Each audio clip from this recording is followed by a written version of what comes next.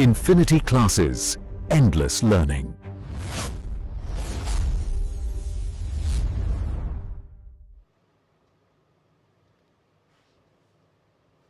Hello friends, स्वागत है आप सभी का इन्फिनिटी क्लासेस पे।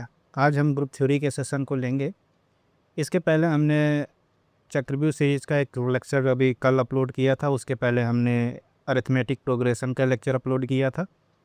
इसका मतलब ये है कि हम साथ में साथ ग्रुप ग्रेजुएशन पोर्शन को, 12th पोर्शन को और जो विगत वर्षों में पूछे गए क्वेश्चन को उसका अवलोकन भी करना है, जो टॉपिक हम पढ़ ले रहे हैं या जो टॉपिक हम ख़त्म करने के बाद।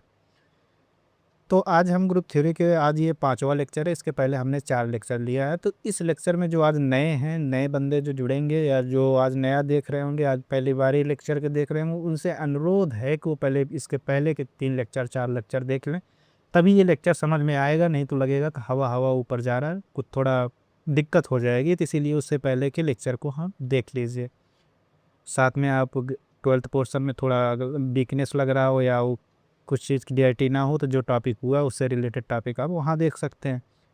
पीवाईक्यू डिस्कशन के लिए तो भाई ज़रूरत ही नहीं है, तो पीवाईक्यू सभी को लगाना है, चाहे कमज़ोर पार्ट हो चाहे नहीं पार्ट हो, तो आप उसको भी देख सकते हैं। जो कि हर एक जितने क्वेश्चन लगभग पूछे गए ईजी टू हार्ड, हर एक क्वेश्चन को हम उसमें लगा रहे हैं। तो ज़रूरी है कि आप अपने मेहनत को थोड़ा सुदृढ़ बनाएं, अपने आप को रेगुलरिटी में लाएँ, बराबर जो लेक्चर मिल रहे हैं, जो लेक्चर प्रोवाइड किया जा रहा है उसको बराबर देखते रहें, कनेक्टिविटी बनाए। टेलीग्राम चैनल से जुड़े और जो डाउट हो वगैरह हो टेलीग्राम चैनल पे डाल दीजिए, वहाँ से मैं ले लूँगा, वहाँ से सॉल्व करा दूँगा मैं लेक्चर में। कुल मिला के आपके मैंने सारे ऑप्शन खोल रखे हैं। ज़रूरत है अब आपको पढ़ने की, आप पढ़ नहीं रहे, तो पढ़ाई चालू कर दीजिए। चलिए आज के लेक्चर को हम स्टार्ट करते हैं। तो पहले मैं ये थोड़ा बता देता हूँ कि इसके पहले लेक्चर को मैंने कहाँ एंड किया था, ताकि कनेक्टिविटी करने के लिए, आज के लेक्चर को कनेक्ट करने के लिए थोड़ा आसानी हो।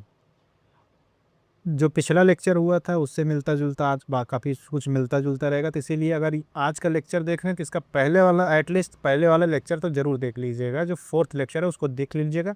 आज 5th लेक्चर है। तो चलो हम कहाँ तक पहुँचे थे उस पर पहले बात करते हैं, फिर देखते हैं। पहले इसके बारे में बता दीजिए कि पिछले क्लास में हम लोग क्या क्या पढ़े थे। पिछले क्लास में हम पढ़े थे क्या, डिवीज़न एल्गोरिथम, ये सब बताए थे कि नहीं बताए थे, जाके देखना, बताए थे एल्गोरिथम। डिवीज़न एल्गोरिथम क्या होता है भाई, अगर मान लो A comma B belongs to I है and B not equal to 0, ठीक, और ए में हम बी से डिवाइड लगाते हैं, तो कैसे लिखते हो भाई, A is equal to B Q plus R लिखते हो कि नहीं लिखते हो, ऐसा कुछ लिखते थे कि नहीं लिखते थे। ए में किससे डिवाइड लगाए, बी से, तो कितना हो जाता था, यहाँ क्यू मान लो क्वेश्चन क्यू गया तो रिमाइंडर कितना आता था, आ। और ये जहाँ वेयर अपना आर जो होता है भाई, ये 0 से लेके मॉड बी से छोटा होता है, यहाँ तक होता है कि नहीं होता। जैसे एक एग्जांपल बताओ भाई, एक एग्जांपल दे रहा हूँ, उसको जल्दी से बता दो। ध्यान देना, यहाँ बी नॉट इक्वल टू 0 दिया गया, बी नॉट इक्वल टू 0 होगा, क्योंकि भाई 0, तुम 0 से डिवाइड लगा सकते हो क्या, नहीं लगा सकते ना, तो बी नॉट इक्वल टू 0 रहेगा। एग्जाम्पल एक देता हूँ, मैंने बताओ भाई ये 15 है, -15 है, फिर 9 है। इसका एग्जाम्पल दिया लगाओ भाई, मैं 15 है -15, एक को क्या लिख सकते हो, मैंने ए को -15 दिया, बी तुमको दिया है 9, तो क्या लिख सकते हो। सो किस तरह लिख सकते हो, 2 इंटू -9 +3 लिख सकते हो। अब कहोगे भैया मैंने 2 इंटू -9, क्योंकि इसे -9 बना लेना भाई, -9 के लिए -9 बना लेना। अब तुम कहोगे ऐसा -9 इंटू ज़र क्यों किया भाई, इसलिए किया जैसे मैं तुमने -19 कितना किया, 9 दूनी 18, -18 आया, फिर +3 जोड़ दोगे, देखो -15 बन रहा है कि नहीं बन रहा। और दूसरी कंडीशन अपना क्या था, आर जो अपना 0 और मॉड बी के बीच होना चाहिए, तो मॉड बी कितना है, पे -9 है, तो 0 मॉड बी के बीच में है, देखो नहीं है, बिल्कुल है, तो इसका मतलब वो भी अपना कंडीशन सेटिस्फाई कर रहा है। तो इसका मतलब इस तरीके से हम लिख सकते हैं। फिर हमने कुछ और बताया था, मैंने और क्या बताया था, मैंने बताया था डिविजिबिलिटी। डिविजिबिलिटी क्या होता है दोस्त, ये थोड़ा जल्दी जल्दी जल्दी देखो, पिछली क्लास में सब कुछ हो सका है। डिविजिबिलिटी हमने बताया था, डिविजिबिलिटी क्या होता है भाई, डिविजिबिलिटी क्या होता है, हमने ये बताया था कि अगर ए कमा बी, बी जहाँ बी अपना नॉट इक्वल टू 0 है, बिलोंग्स टू आई है, A is divisible by, A is divisible by B if B is if A is equal to B M, if A is equal to B M. A is equal to B M का मतलब क्या है कि अगर A B से divisible है, तो भाई ए को बी के मल्टीपल में हम लिख सकते हैं। अगर हम ए को बी के मल्टीपल में लिख सकते हैं तो हम ये कह सकते हैं कि ए जो है बी को यानी ए जो है डिविजिबल है किससे, बी से। इसको रीड कैसे करते हैं या डिनोट कैसे करते हैं, दोनों देखो। रीड, इसे डिनोट किया जाता है ऐसे। इसका मतलब क्या होता है, इसको पढ़ते कैसे हैं, B is a divisor of A, B is a divisor of A, B is a divisor of A. देखो दोस्त, आज हम इंग्लिश में ही लिखेंगे। इसके पहले जस्ट इसके 2 घंटे पहले से लेक्चर मैंने स्टार्ट किया, लेक्चर ऑलरेडी पोर्टल कंप्लीट कर लिया। लेकिन ये है कि फाइल करप्ट होने की वजह से हमने 2 घंटा मेरा मतलब लेक्चर लिया, 2 घंटा बर्बाद भी गया। तो आज का देख लीजिएगा। हाँ, जो जिस पे मैंने लेक्चर लिया था इसकी दूसरी पीपीटी जो है मैंने अभी मेरे पास है, तो टेलीग्राम चैनल पे उस पीपीटी को मैंने दे दिया, वहाँ दे दूँगा। आपको ज़रूरत लगेगा तो वहाँ से ले लीजिएगा। उसमें जो थ्योरी पार्ट कुछ है, हिंदी पार्ट में कुछ लिखा गया है। तो बाकी चीज़ें जो है सब समझ में आ रहा होगा। डिवाइज़र क्या होता है, बी क्या होता है, ए क्या होता है, यही सब छोटे छोटे स्टेटमेंट है। लॉन्ग कोई बड़ा पैराग्राफिक ऐसा कुछ लिखा नहीं गया। तो आज बेहतरीन तरीके से समझ में आएगा, बस ध्यान रखो क्या चल रहा है बस। फिर हमने क्या बताया था, प्राइम बताया था। प्राइम क्या होता था, प्राइम नंबर भी मैंने बताया, प्राइम नंबर भी बताया था। फिर को प्राइम नंबर बताया था, क्रो प्राइम नंबर बताया था कि नहीं बताया था। फिर इससे रिलेटेड, प्राइम से रिलेटेड हमने प्रॉपर्टीज़ कुछ बताए थे, प्रॉपर्टीज़ बताए थे। ये यहाँ तक पिछले क्लास में हो गया था, ठीक है, यहाँ तक पिछले क्लास में हो गया था। आज की क्लास में हम क्या पढ़ेंगे उसको देखते हैं। आज की क्लास में जो पढ़ेंगे उस पारी पारी से देखते हैं। पहले हम थोड़ा बहुत देखेंगे कॉन्ग्रुएंस मॉडुलो क्या होता है।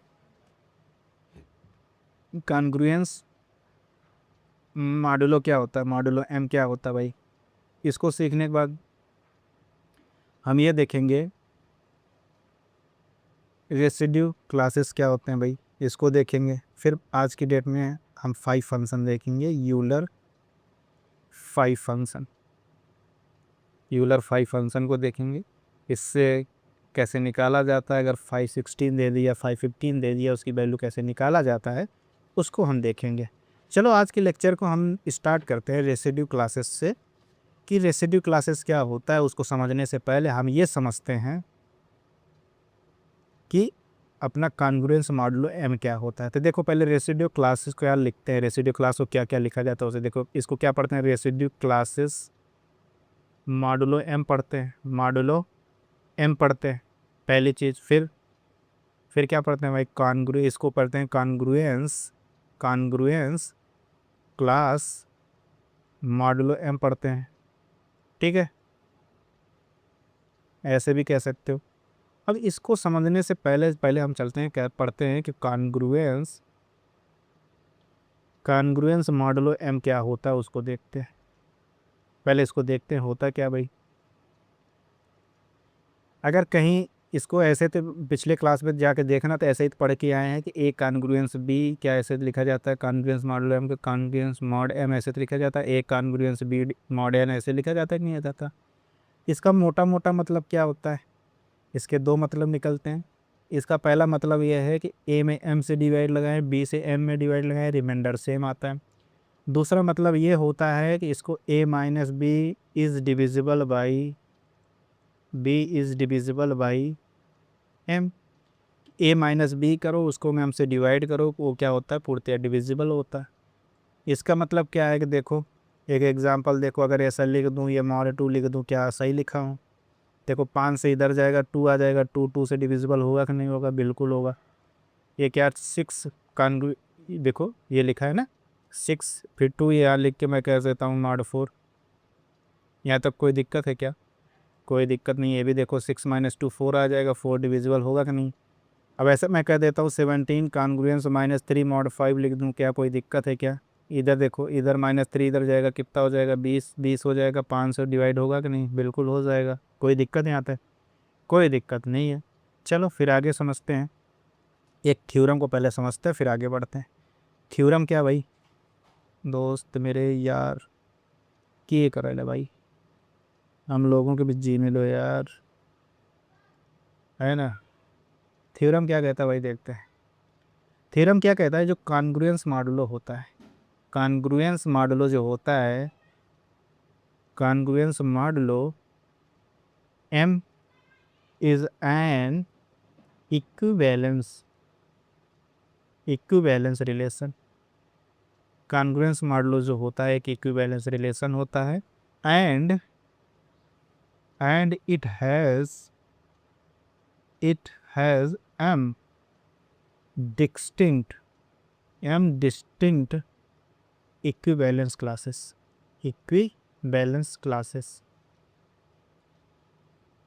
कि जो ये अपना कॉन्ग्रुएंस मॉडुलो m होता है एक इक्विवेलेंस रिलेशन को शो करता है और इसके m ये डिस्टिंक्ट लिखा हुआ है, m डिस्टिंक्ट इक्विवेलेंस क्लास होते हैं।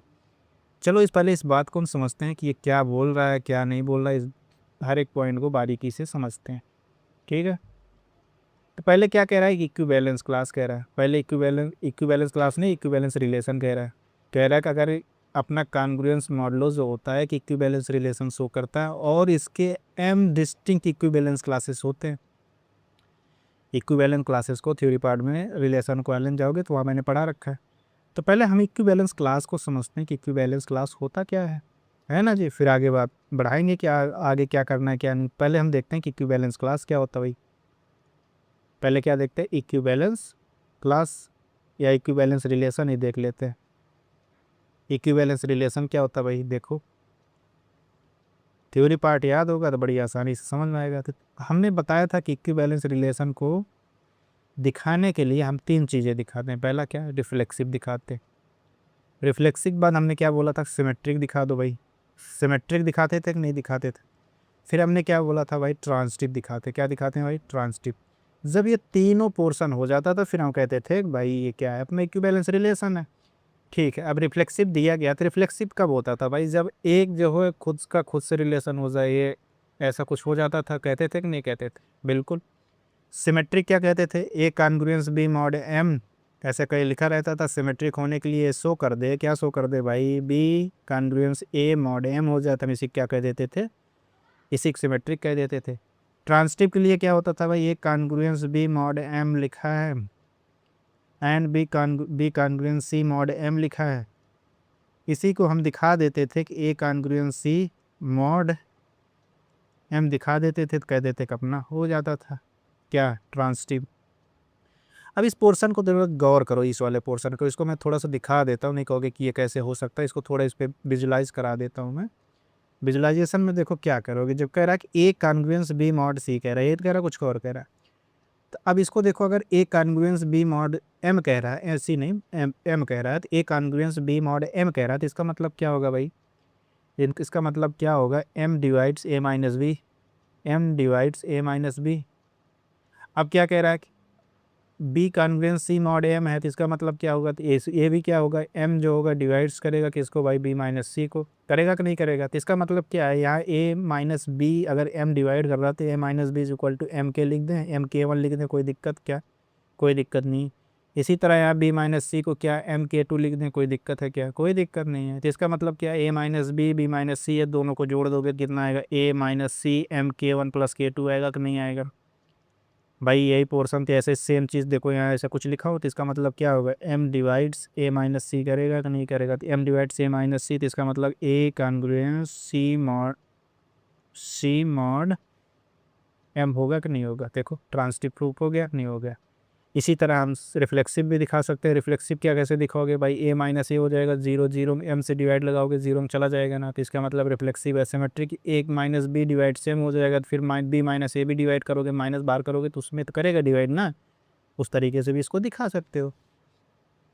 तो इसका मतलब क्या हुआ कि अब हम क्या क्या मोटा मोटा क्या पढ़ लिए, हमने देखा कि अगर A congruence B mod M कहीं लिखा है, ऐसा कुछ लिखा है, तो हमने देखा कि अगर ये इक्विवेलेंस रिलेशन है, क्या है भाई, इक्विवेलेंस रिलेशन है, ये क्या है, इक्विवेलेंस रिलेशन अगर है तो इसका मतलब क्या हुआ भाई, इसका मतलब ये हुआ कि अगर इक्विवेलेंस रिलेशन है तो यह इक्विवेलेंस क्लास को, यह इक्विवेलेंस रिलेशन, यह इक्विवेलेंस रिलेशन इंटीजर्स को पार्ट में डिवाइड कर देता है, पार्ट में डिवाइड कर देता है, डिवाइड कर देने का मतलब क्या है, डिवाइड कर देता है मतलब क्या है, ये जो पोर्शन हम बात कर रहे हैं, कहीं देखो पार्टीशन की बात नहीं कर रहा, ये पार्टीशन की बात कर रहा है कि नहीं कर रहा? अब पार्टीशन क्या होता है भाई, कुछ याद है डिफिनीशन वगैरह? कैसे पढ़ाए थे पार्टीशन? हमने क्या बताया था पार्टीशन के लिए भाई? सबसे पहली चीज़ तो यही बताया था कि नॉन एम्प्टी सेट होना चाहिए। फिर हम उसको इस तरह पार्टीशन करें ताकि उसका A union A1 A2 A3 जो कर रहे हैं पार्टीशन, ताकि उसका यूनियन ले, ए यूनियन A2 ले, फिर यूनियन A3 ले, ऐसे यूनियन लेते लेते ए यूनियन AN ले तो कितना आ जाए, वही सेट जो सेट ए है वही सेट आ जाए।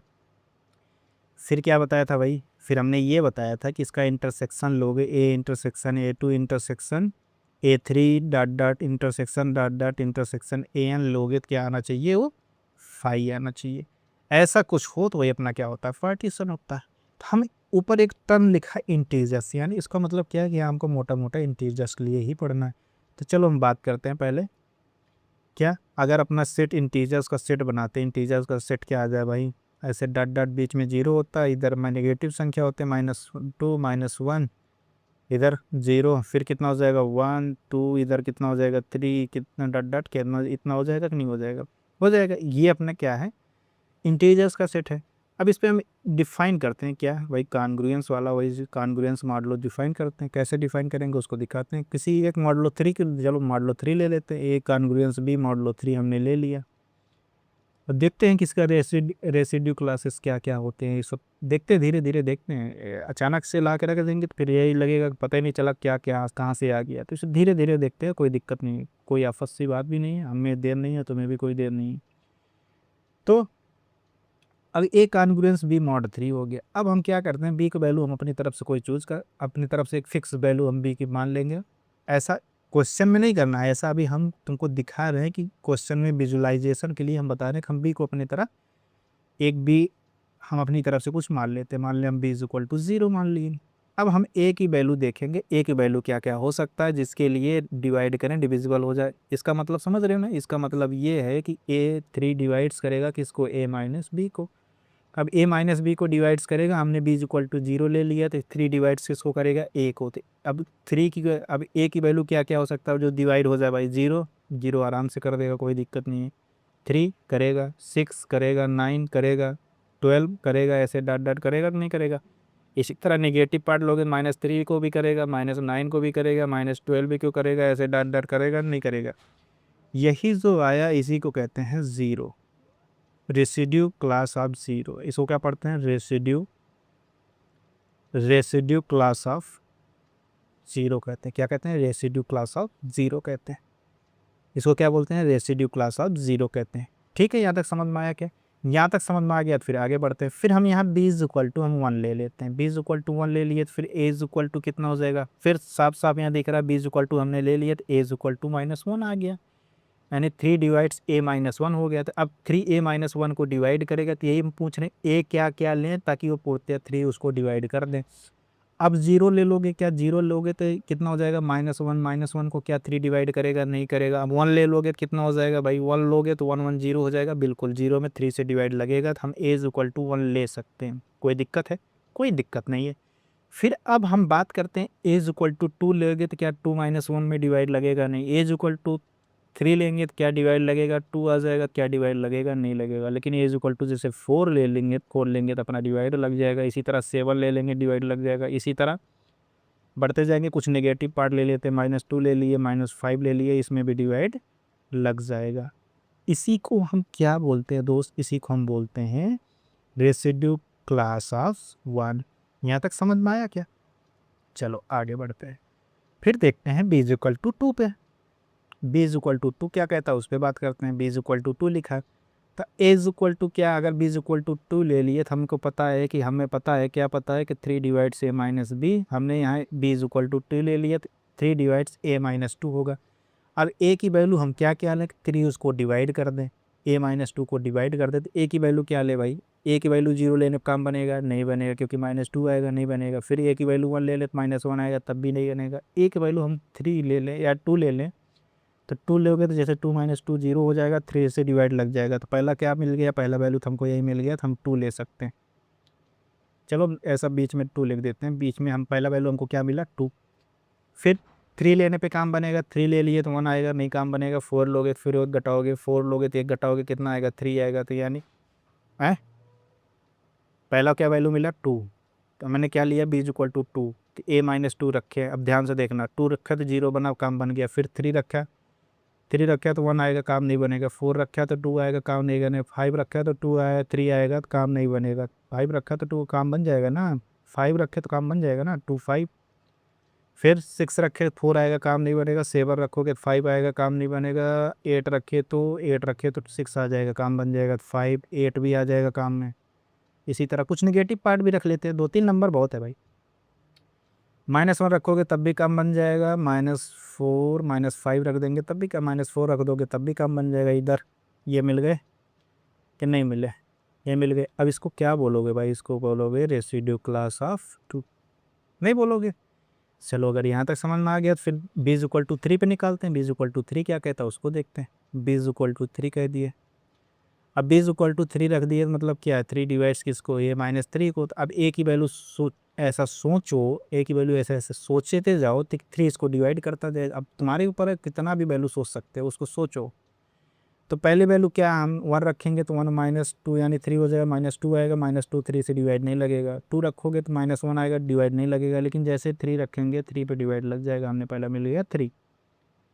और फिर जैसे हम 3 के आगे बढ़ेंगे, 4 रखेंगे तो नहीं होगा, 5 रखेंगे नहीं होगा, 6 रखेंगे तो 6 रखेंगे, 6 -3 हो जाएगा, डिवाइड लग जाएगा, 6 हो गया। फिर 9 रखेंगे, डिवाइड लग जाएगा। 12 रखेंगे, लग जाएगा। इसका मतलब यह है कि पॉजिटिव टर्म में काफ़ी ले लिया। अब निगेटिव टर्म में कुछ टर्म ले लेते हैं। अब निगेटिव टर्म में क्या, 0 रखेंगे तो काम बन जाएगा। 0 रखते -3 होगा, 0 रखने पे भी काम बन गया भाई। अब -3 रखते हैं, -1 रखने पे काम बनेगा नहीं, -2 पे भी नहीं, -3 पे रखने पे काम बन जाएगा। -3 भी रख दिया। इसी तरह ऐसे बढ़ता गया, बढ़ता गया, नहीं बढ़ता गया, बढ़ता गया। इसको क्या कहेंगे? Residue class of 3। अब यही रेसिड्यू क्लास ऑफ 3 देखो, ये जो आया है रेसिड्यू क्लास ऑफ 3 जो आया है, यही जाके देखो कहीं रेसिड्यू क्लास ऑफ 0 जैसा तो नहीं आया। देखो ये 0 वाले से मैच कर रहा है, तो इसका मतलब 3 का रेसिड्यू क्लास ऑफ कितना आया? 0 आया। इसी तरह सिमिलरली अगर हम निकालें रेसिड्यू क्लास ऑफ 4 निकाले, तो रेसिड्यू क्लास ऑफ 4 क्या रेसिड्यू क्लास ऑफ 1 के बराबर आएगा कि नहीं आएगा? इसी तरह रेसिड्यू क्लास ऑफ 5 निकालोगे तो रेसिड्यू क्लास ऑफ 2 आएगा कि नहीं आएगा? क्यों आएगा भाई? क्योंकि जाके निकालोगे तो जो सेम एलिमेंट ए के जो हमने लिया था, सेम एलिमेंट हमको मिल जाएंगे। अभी बाद में बता देंगे कि अभी केवल समझा रहे हैं थ्योरी पार्ट को, इसीलिए नहीं बता रहे हैं। अभी बाद में जब हम एडिशन, सब्ट्रैक्शन, ये सब डिवीज़न ये सब पढ़ेंगे तो वहाँ हम बता देंगे कि अपने में आप अपने लोग को तो केवल 2 ही पढ़ना है, एडिशन और मल्टीप्लिकेशन। तो वहाँ बता देंगे कि जब अपना कुल मिला के आर जब आने लगे तो आर सीधे लिख दिया जाता है। अभी देखो थोड़ी देर पहले हम बता रहे हैं। तो ये समझ में आया? इसका मतलब क्या है कि जब अपना ए कॉन्ग्रुएंस बी मॉडलो 3 मिला था या दिया था, तो अपना क्या क्या रेसिड्यू क्लासेस क्या क्या आए? एक 0 आया, एक 1 आया, एक क्या आया? 2 आया। यही तो आया, कुछ और आया? जब 3 था तो 0 1 2 आया। इसके अलावा कुछ आया क्या? इसके अलावा कुछ नहीं आया। तो इसका मतलब इसको कैसे रिप्रेजेंट कर सकते हैं? इसमें कितने एलिमेंट आए? 3। तो इसको किससे रिप्रेजेंट करेंगे? i3। इसका नोटेशन ऐसे होता है। तो इसका मतलब क्या क्या आया? 0 आया, 1 आया और क्या आया भाई? 2 आया। यहाँ तक किसी को डाउट हो, कोई दिक्कत हो तो बता सकते हो। तो इसी को हम क्या पढ़ते हैं? इसी को पढ़ते हैं हम, जो पढ़ते हैं पहले उसको ध्यान से देखो। इसी को पढ़ते हैं set of all residue class modulo 3। Class modulo 3 नहीं समझ में आया? इसका मतलब क्या हुआ? इसका मतलब ये हुआ कि इफ़ ए बिलोंग्स टू आई, अगर ए जो है आई का कोई एलिमेंट है, देन तो जो रेसिड्यू क्लास ऑफ आई निकाल रहे हैं, रेसिड्यू क्लास जिसको रिप्रेजेंट किया जाता है ए से, या कर्ली ब्रैकेट ए या स्क्वायर ब्रैकेट ए के अंदर, ये क्या होगा भाई? अपना एक x होगा, जो x देखो x की वैल्यू निकाल रहे थे, वो a की वैल्यू ही अपना x है। ये x होगा जहाँ अपना x इस प्रकार होगा, कहाँ से? इंटीजर में इस प्रकार होगा, एंड x अपना x होगा जहाँ अपना x इंटीजर में होगा, and x minus A is divisible by किससे भाई डिविजिबल होगा, अपना डिविजिबल होगा m से। यहाँ तक समझ में आया क्या? इसी प्रकार अगर if b belongs to integer, ये अपना ये b बिलोंग्स टू इंटीजर यानी b अपना इंटीजर में हो, देन रेसिड्यू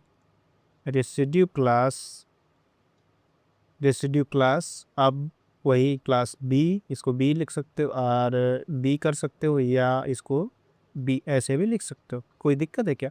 ये बराबर क्या होगा, ये y होगा जहाँ y अपना इंटीजर होगा, एंड y माइनस ए या b लिखें, क्या लिखें, y माइनस b लिखें, y minus b is divisible by m होगा कि नहीं होगा? होगा। यहाँ तक कोई दिक्कत है? कोई दिक्कत नहीं। चलिए थोड़ा दिमाग को दौड़ाते, अगर residue class of a is equal to residue class of b बराबर एक, कब बराबर होगा? इफ एंड ओनली इफ क्या बराबर होगा भाई? A congruence b mod m, ये दोनों आपस में बराबर होंगे जब इस कदर हमको लिखा जा सके। ठीक, पहली बात यहाँ तक समझ में आया क्या? ठीक, यहाँ तक समझ आया तो फिर आगे बढ़ते हैं। इसका मतलब क्या भाई? इसका मोटा मोटा मतलब है कि m जो है a माइनस बी को डिवाइड्स करे। अब आगे हम कहीं भी यूज करेंगे कि एक residue class of A is equal to residue class of B is equal है, तो हम क्या लिख सकते हैं? इसके बदले हम दो चीज़ लिख सकते हैं, या ए कॉन्ग्रुएंस बी मॉड m लिख सकते हैं, या m जो होगा डिवाइड्स करेगा a माइनस बी। अगर m a माइनस बी को डिवाइड कर रहा है तो इसको भी हम लिख सकते हैं congruence residue class of a is equal to residue class of b। अगर ऐसा a congruence b mod m लिखा गया तो उस कंडीशन में भी हम लिख सकते हैं कि residue class of a is equal to residue class of b। इसी को कोई डाउट है क्या? कोई डाउट नहीं है, तो फिर आगे बढ़ते हैं। इसका मतलब क्या है कि अगर ऐसा लिख सकते तो इसका मतलब ये हुआ कि अगर हम congruence residue class of A is equal to A, फिर इसका मतलब ये है residue class A plus M भी आपस में बराबर होना चाहिए। अब भाई बराबर होगा तो फिर हमने कंडीशन में पहुंच जाना था। हमने कंडीशन अगर दोनों बराबर है तो क्या A congruence B mod M लिखा जाना चाहिए, या एम डिवाइड ए माइनस बी होना चाहिए। ए माइनस बी घटाओ, ए माइनस बी घटा दोगे कितना हो जाएगा? यही तो होगा, कुछ और होगा? यही होगा। तो ये डिवाइड होना चाहिए एम से। देखो ये कट गया तो ये डिवाइड हो रहा था, हाँ भाई बराबर तो है। हो रहा है कि नहीं हो रहा? इस हिसाब से तो दर्द बराबर है भाई। फिर इसका मतलब क्या हुआ? फिर ये क्या a प्लस टू एम भी बराबर होना चाहिए। a प्लस टू एम के लिए भाई इसके पिछले से घटाओ या किसी में से घटाओ। अगर ये इसके बराबर है तो अगर हम इसके बराबर रखना चाहें या इसके बराबर रखना चाहें, कोई दिक्कत नहीं, किसी के बराबर रखो तो इसमें भी डिवाइड लगना चाहिए। अगर डिवाइड लग रहा है काम तो फिर हम ये कह सकते हैं हाँ भाई ये भी इसके इक्वल है, और लगाओगे तो ये बराबर आ भी जाएगा। देखो घटाओगे तो ये इससे घटा फिर ये आ जाएगा। इसका मतलब क्या हुआ? ये भी इसके बराबर है। इसी तरह इसमें और जोड़ते जाओगे 3m भी आ जाएगा, आएगा कि नहीं आएगा? इसी तरह इसको बढ़ाते जाओगे, आपस में सब इक्वल आएंगे कि नहीं आएंगे? ये आ गया। इसी तरह हम सिमिलरली करके इंटीजर पार्ट के लिए भी बोल सकते हैं। सिमिलरली क्या बोल सकते हैं भाई? इंटीजर पार्ट के लिए क्या बोलोगे? अगर इंटीजर अपना दिया गया ये, तो आई में m जोड़ दोगे बराबर आएगा कि नहीं आएगा? Same to same. आई में 2m जोड़ दोगे तब भी बराबर आएगा, सेम टू सेम कि नहीं आएगा? इसी तरह बढ़ते जाएंगे कि नहीं? समझ में आया यहाँ तक कि नहीं समझ में आया? यहाँ तक समझ में आ गया? यहाँ तक समझ में आ गया तो फिर तो आगे बढ़ते हैं। चलो अब जो हमको जिस पे ऊपर ऑपरेशन करना उसकी पूरी कुंडली खोलते हैं मैं। ठीक है, चलो पहले देखते हैं क्या भाई। अपना आई जो इंटीजर का सेट दिया गया, कैसे दिया जाता है उसको कभी याद किए हो? याद करने की क्या ज़रूरत है? इंटीजर इतनी बार लिखे हो तो दिमाग में बैठा रहना चाहिए। वो तो उस पार चला जाना चाहिए कि मरणासन के बाद भी वो इंटीजर हम ना बोलेंगे, ऊपर जाएंगे तो वही इंटीजर इंटीजर इंटीजर करते जाएंगे। इतना बार लिखे होगे तो आई जो है क्या है, 0 1 2 3 से लेके -1 2 -1 -3 तक होगा कि नहीं होगा? इसका मतलब क्या है? हम ये डिफाइन करते कैसे? ए कॉन्ग्रुएंस बी मॉड 5, वहाँ मॉड 3 पे लगाए, यहाँ मॉड 5 पे लगाए। एक एग्जांपल और करके देखते हैं ना दोस्त, इससे हमें पता चलेगा कि ये एक्चुअली में क्या बता रहा है। फिर बाद में उसको हम एक समराइज करके बता देंगे कि अपना यही कर लेंगे तो अपना काम हो जाएगा। ये हुआ कि नहीं हुआ? तो हमने क्या बताया था, बी को कुछ मान लो, बी को हमने 0 मान लेते थे B is equal to 0। B is equal to 0 माने तो ए इज इक्वल टू कितना हो जाता था भाई, ए की वैल्यू हम चूज करते थे जो 5 से डिवाइड हो, तो पहले क्या हो जाएगा भाई, 0 हो जाता था, 5 हो जाता था, 10 हो जाता था, ऐसे कुछ ऐसे बढ़ते जाओगे, 15, 20, ऐसे हम बढ़ते गए। फिर निगेटिव पोर्शन के कुछ टर्म्स उठा लेते हैं, -5, -10, -15 या -15, फिर कितना -20, ऐसे उठा लिया कुछ टर्म्स। अब ये इतना ही रखते हैं। ये जो हमने लिख दिया, ये क्या, इसके क्या रिमाइंडर कितने आ रहे हैं, 0 आ रहे हैं कि नहीं आ रहे? सभी के रिमाइंडर 0 आएंगे कि नहीं, क्योंकि डिवाइड लगेगा 5 का, रिमाइंडर 0 ही आना है। तो एक बात ये समझे क्या, ये जो रेसिड्यू क्लास है, ये रेसिड्यू क्लास में ओवरऑल किया क्या जा रहा है, हम यही तो देख रहे हैं, जिसका रिमाइंडर वाइज ही तो इसके कैटेगराइज किए ना। जैसे रेसिड्यू क्लास ऑफ 0 क्या हुआ, रेसिड्यू क्लास ऑफ 0 एक सेट को बताता है जिसमें वह सारे एलिमेंट हैं, जैसे 0 मैंने पूछा, रेसिड्यू क्लास ऑफ 0 का मतलब क्या है, हमने कहा कि रेसिड्यू क्लास ऑफ 0 का मतलब ये है कि उस 0 के अंदर वो सारे एलिमेंट आते हैं जो एम से डिवाइड लगाने को उसका रिमाइंडर क्या आता है, 0 आता है। इसी कदर रेसिड्यू क्लास ऑफ हम 1 पूछे तो 1 कितना होगा, उस सारे एक्स को बताता है जिसमें एम से डिवाइड लगने पे उसका रिमाइंडर 1 आता है। इसी तरह रेसिड्यू क्लास ऑफ 2 की बात करेंगे तो कितना हो जाएगा, वो सारे एक्स आते हैं जिसमें एम से डिवाइड लगाने पे उसका रिमाइंडर कितना आता है, 2 आता है। इसीलिए मैंने यहाँ देखो b इज इक्वल टू 0 लिया। तो b इज इक्वल टू 0 लेने का मतलब ही यही है कि अब a की वैल्यू जितने आएगी वो कितना हो जाएगा भाई, रेसिड्यू क्लास ऑफ 0। ये जितने मिले हैं इसका भी डिवाइड, ये m5 का डिवाइड लगाओगे, देख लो ना, सारे रिमाइंडर 0 देगा। नहीं तो चलो एक दो दिखा देता हूँ। मैंने यहाँ लिखा 0 है तो 0 यहाँ लिख रहा, यहाँ कोई भी वैल्यू लोगे, यहाँ लोग मान लो 10 ले लिया, तो इधर जाओगे बचेगा 0, इधर आएगा बचेगा 10, 10 में 5 से डिवाइड लगाओगे कितना आएगा भाई, पूर्णतः डिवाइड हो रहा है ना, रिमाइंडर कितना आ रहा है, 0 आ रहा है। तो ये रेसिड्यू क्लास ऑफ 0 हुआ कि नहीं हुआ। इसी कदर b इज इक्वल टू अगर 1 ले लिए तो हम a की वैल्यू क्या क्या लेंगे, जल्दी से बता दो भाई। अगर b इज इक्वल टू 1 ले लिए तो फिर a माइनस 1 डिवाइड्स 5 होगा, तो a की वैल्यू क्या 1 ले ले तब भी अपना काम बनेगा कि नहीं बन जाएगा, बन जाएगा। फिर 6 ले ले तब भी बन जाएगा, 11 ले ले तब भी बन जाएगा, 16 ले ले तब भी बन जाएगा। इसी तरह बढ़ते जाएंगे। फिर बाद में कहाँ पहुँच जाएंगे, कुछ निगेटिव टर्म लो, -4 ले लो, -9 ले लो, -14 ले लो, इसी तरह बढ़ते जाएंगे। एक टर्म्स ये भी बनेगा कि नहीं बनेगा, बन जाएगा।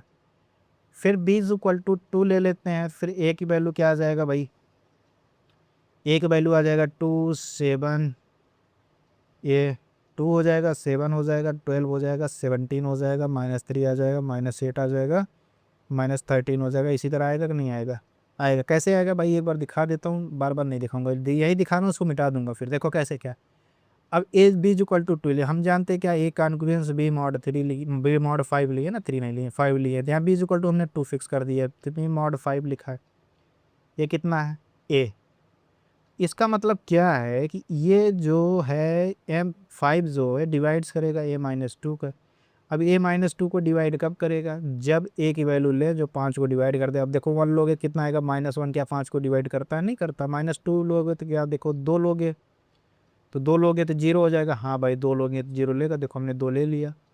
फिर हमने 3 को पकड़ा, 3 - 2 किया तो 1 आया, तब वो भी 5 डिवाइड नहीं करेगा। फिर 4 पकड़ा, 2 आया तो उसको भी 5 डिवाइड नहीं करे। 5 पकड़ा तो फिर 3 आएगा, 5 उसको भी डिवाइड नहीं करेगा। 6 पकड़ा, 4 आया उसको भी 5 डिवाइड, लेकिन जैसे 7 पकड़ा तो 5 आया, अपना डिवाइड कर गया कि नहीं कर गया। ऐसे ही सारे टर्म में ऐसे करना, ऐसे ही हमको एलिमेंट ढूंढना है, कर ले जाओगे। चले आगे बढ़े, हाँ अगला टर्म पता है क्या, चलो फिर आगे बढ़ते हैं, यहाँ तक समझ में आ गया। फिर इसको क्या लिख दें, ये रेसिड्यू क्लास ऑफ किसका है भाई, ये रेसिड्यू क्लास ऑफ क्या 2 है कि नहीं है, रेसिड्यू क्लास ऑफ 2 है कि नहीं दोस्त, ये रेसिड्यू क्लास ऑफ 1 है कि नहीं है। ऐसे लिख दो, एक आध बार लिख भी देना चाहिए ताकि दिमाग में भूल रहे हो तो रेसिड्यू क्लास ऑफ कितना भाई, ये 0 है कि नहीं है। किसी कोई दिक्कत है बताओ, कोई दिक्कत नहीं होना चाहिए। इसी तरह b3 को पकड़ते हैं, b3 को पकड़ोगे तो भाई एक हो सकता है, 3 हो जाएगा, 8 हो जाएगा, 13 हो जाएगा कि नहीं। इसको 3 घटाओगे तो ये 0 हो जाएगा, 5 हो जाएगा, 3 10 हो जाएगा। सही लिखें, कितना हो जाएगा, -2 हो जाएगा, -7 हो जाएगा। इसी तरह हो जाएगा कि नहीं हो जाएगा, यही अपना क्या हो जाएगा, रेसिड्यू क्लास ऑफ 3 हो जाएगा कि नहीं हो जाएगा। चलो फिर आगे बढ़ते हैं। इसी तरह हम देखते हैं b is equal to 4। b is equal to 4 होगा तो a इज इक्वल टू कितना होगा दोस्त, 4 होगा, 9 होगा, 14 होगा। इसी तरह बढ़ते जाएंगे, कहाँ तक जाएंगे, -1 लेने पे भी काम बन जाएगा, -6 पे भी काम बन जाएगा। तो कितना हो जाएगा इसका रेसिड्यू क्लास ऑफ कितना हो जाएगा, 4 होगा कि नहीं होगा। चलो अभी नहीं रुकने वाले हम। b इज इक्वल टू 5, तो b इज इक्वल टू 5 लोगे तो कितना हो जाएगा, a की वैल्यू क्या सकते हैं, 5 ले सकते हो। अब क्या ले सकते हो, 10 ले सकते हो, फिर क्या ले सकते हो, 15 ले सकते हो, फिर क्या ले सकते हो, 20 ले सकते हो। इसी तरह नेगेटिव पोर्शन में 0 ले सकते हो, -5 ले सकते हो, -10 ले सकते हो। इसी तरह नीचे बढ़ते जाओ। ये कितना हुआ भाई, ये रेसिड्यू क्लास ऑफ 5 हुआ क्या। लेकिन ये जो एलिमेंट्स मिले हैं इसको ध्यान से एक बार जाके देखो, क्या यही एलिमेंट रेसिड्यू क्लास ऑफ 0 के लिए मिले। देखो 0, 5, 10, 15, 20, इतना -10, -15, -20 ऐसे करोगे, ये भी आएगा कि नहीं आएगा। तो इसका मतलब क्या है कि जैसे हमने 5 लिया उसी तरह हमारा रेसिड्यू क्लास ऑफ 5 है, लेकिन हमारा मॉडलो 5 है तो 5 पे ये क्या दे रहा है, 0। यहाँ तक समझ में आया क्या। तो इसका मतलब रेसिड्यू क्लास ऑफ 5 जो होगा रेसिड्यू क्लास ऑफ 0 हो गया। इसी तरह अगर सिमिलरली इसी तरह हम निकालते जाएं, इसी तरह आगे निकालते जाएं, तो रेसिड्यू क्लास ऑफ 6 जैसे निकालेंगे तो रेसिड्यू क्लास ऑफ 1 के बराबर हो जाएगा कि नहीं हो जाएगा। रेसिड्यू क्लास ऑफ 7 जो होगा रेसिड्यू क्लास ऑफ 2 के बराबर हो जाएगा कि नहीं हो जाएगा। इसका मतलब जब अपना a कॉन्ग्रुएंट b मॉड 5 दिया गया है, मॉड 5 दिया गया है, इस कंडीशन में अपन लोग को रेसिड्यू क्लास ऑफ क्या मिला, 0 मिला, रेसिड्यू क्लास ऑफ 1 मिला, रेसिड्यू क्लास ऑफ 2 मिला, रेसिड्यू क्लास ऑफ 3 मिला, रेसिड्यू क्लास ऑफ 4 मिला, रेसिड्यू क्लास ऑफ 5 भी मिला, नहीं यहीं तक मिला। इसके बाद फिर जैसे हम 5 पहुँचे फिर 0 मिल गया, 6 पहुँचेंगे 1 मिल जाएगा, फिर 2 मिल जाएगा, फिर 3 मिल जाएगा, फिर 4 मिल जाएगा, फिर जैसे 10 पे पहुँचेंगे फिर 0, फिर भाग आओगे पीछे, है ना। इसी तरह अपना चलता रहेगा चलता रहेगा। तो इसका मतलब जब मॉड 5 है तो हमको कौन कौन से रेसिड्यू क्लास मिले, 0, 1, 2 और 3, फिर 4 मिले कि नहीं मिले। यहाँ तक किसी कोई दिक्कत है क्या, कोई दिक्कत नहीं है। फिर ये जो मिलता है इसी क्या बोलते हैं, आई 5 कितना हो जाएगा भाई, इसको सेट बना दो, कितना हो जाएगा, सेट का सेट बना रहे 0 कामा कितना 1, ये कितना हो जाएगा 2 हो जाएगा, ये कितना हो जाएगा 3 हो जाएगा, ये कितना हो जाएगा 4 हो जाएगा कि नहीं हो जाएगा। यहाँ तक कोई दिक्कत है क्या। इसको पढ़ते क्या भाई, सेट ऑफ ऑल, इसको पढ़ते हैं set of all residue class, set of all residue class modulo, set of all residue class modulo 5। इसका मतलब क्या है भाई, जनरल टर्म में लिखना चाहें तो, जनरल टर्म में लिखना चाहें, जनरल टर्म मतलब क्या हुआ, अगर हम आई एम लिखना चाहें, देखो 5 लिखे तो 5 एलिमेंट्स आए, आई एम लिखोगे तो एम एलिमेंट्स आएंगे, क्या आएंगे भाई, वो 0 आएगा, 1 आएगा, 2 आएगा, 3 आएगा, इसी कदर आता जाएगा।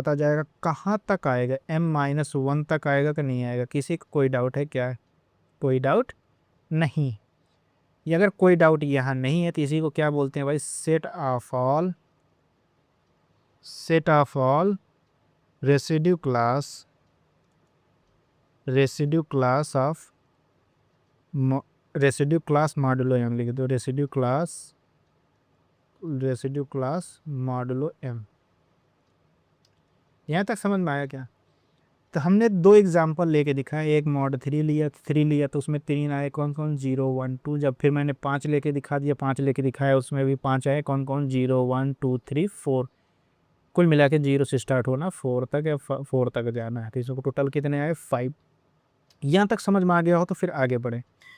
अच्छा ये एक बात बताओ, क्या ये आई एम के अंदर जो एलिमेंट्स आए, residue class of 0, residue class of 1, residue class of 2, residue class of 3, ऐसे dot dot residue class of या -1 के जो एलिमेंट्स आए, ये क्या डिस्टिंक्ट होंगे क्या, कि कुछ इसमें ऐसे एलिमेंट होंगे जो सेम आ जाएंगे।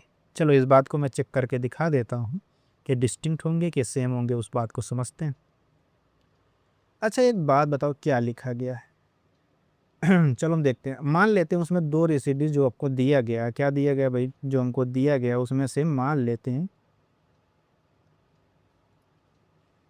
तो जो हमको दिया गया है, क्या दिया गया, आई एम जो दिया गया है, आई एम हमको दिया क्या गया भाई, ये सेट है किसका, 0 का, 1 का, residue class of 2, residue class of 3। ये कहाँ तक गया है, ये गया है रेसिड्यू क्लास ऑफ m-1 तक गया है तो नहीं गया, कोई दिक्कत यहाँ तक, कोई दिक्कत नहीं है।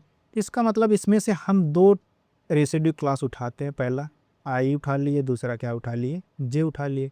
और हम ये मान लेते हैं, कंट्राडिक्शंस इसको प्रूव करेंगे, हम मान लेते हैं कि ये दोनों आपस में बराबर हैं। अब दोनों आपस में बराबर हैं, हम ये भी जानते हैं कि आई जो होगा ये किसके यानी 0 से स्टार्ट होगा, एम के बीच में होगा कि नहीं होगा। इसी कदर जे भी जो होगा 0 से स्टार्ट होगा, एम के बीच में होगा कि नहीं होगा। और हम कह देना है कि जे जो अपना आई से बड़ा है। यहाँ तक किसी कोई दिक्कत हो तो बता दो, कोई दिक्कत नहीं। अगर कोई दिक्कत नहीं है तो अगर हम थोड़ी देर पहले भी एक थ्योरम पढ़ के आए, अगर ये दोनों आपस में इक्वल हैं तो दो चीज़ें लिख सकते हो, ए कॉन्ग्रुएंस बी मॉडुलो एम लिख सकते हो।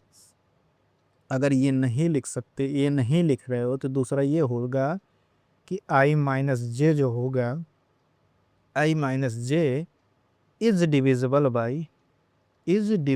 बाई किससे, एम। अगर आई माइनस जे डिविजिबल होगा तो जे माइनस ए भी डिविजिबल हो सकता है। अगर इसको इस तरह कर दोगे, J minus A is divisible, J minus I is divisible by किससे, एम से। होगा कि नहीं होगा, ऐसा होगा। लेकिन हम एक चीज़ देख रहे हैं, बट क्या भाई, जो हम एजम्पशन लिए हैं, और एजम्पशन, अपना एजम्पशन क्या है भाई, अपना एजम्पशन ये है कि अपना आई जो है वो 0 और एम के बीच में, अपना जे भी 0 और एम के बीच में। फिर तो जे माइनस आई निकालोगे तो ए भी 0 और एम के बीच में ही तो आएगा कि नहीं आएगा। ये पोर्शन 0 और एम के बीच में आएगा कि नहीं आएगा, आएगा, बिल्कुल आएगा। क्यों आएगा, क्योंकि आई और जे दोनों 0 और एम के बीच में ही जा रहे हैं। ठीक है, अब यहाँ तक चलते हैं। अब एक बात बताओ, जब अपना एलिमेंट एम से छोटा है, जो आई जे का वैल्यू निकाला, आई जे के बाद जे माइनस आई निकाला, वो तो एम से छोटा आ रहा है।